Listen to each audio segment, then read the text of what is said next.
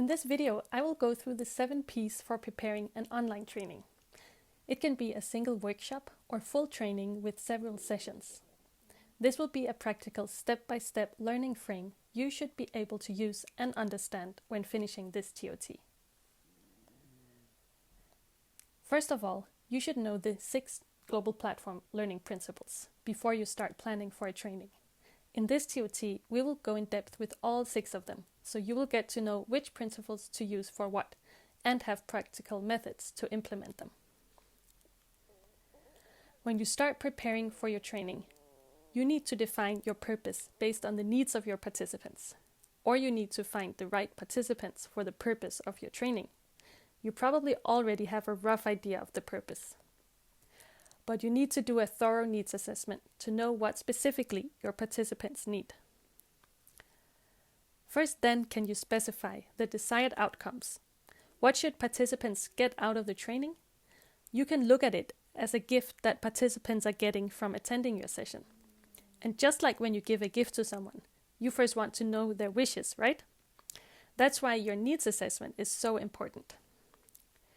Make sure you get as specific as possible and formulate specific learning objectives.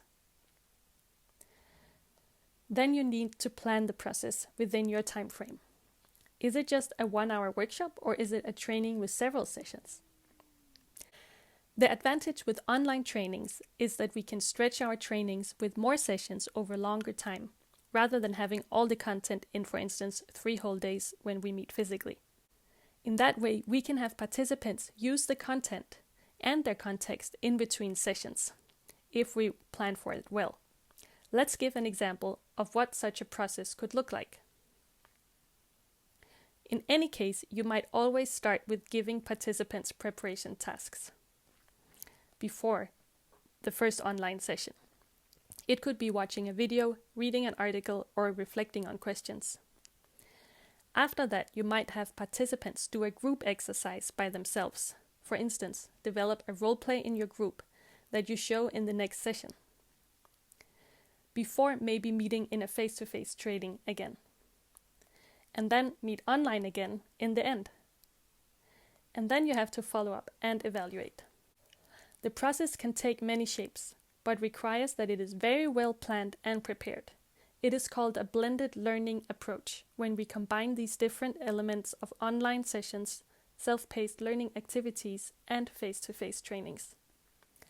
Once you have the process of your training or session outlined, you can start designing the content of each element in more detail and make even more specific learning objectives for each element. Then you start looking at participation. How will you involve and engage your participants? What tools and methods will you use? And how do you build relations and community within the group? You need to make a detailed plan for every step and minute of your session to know exactly what tools you will use and at what time. But also think of how to give your participants increasing ownership and influence in the process. What can participants contribute with or take lead on?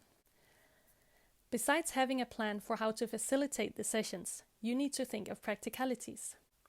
There is all the tech stuff relating to your computer and being online.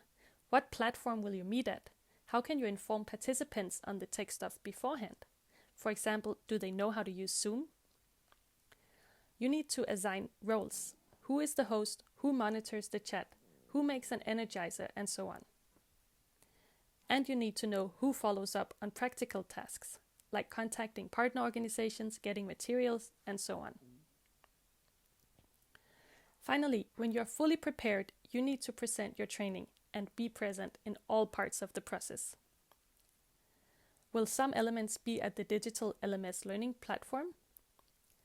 What parts do you facilitate in online sessions? And will you give coaching and support to your participants in between or after sessions? No matter how well you're prepared, you need to be flexible and adjust to what happens. But it is much more difficult to adjust and change in online trainings. That is why preparation is so super important. So summing up, I hope these 7 steps can help you both remember, but also show you how much preparation is needed in order to do successful online or blended learning trainings or workshops.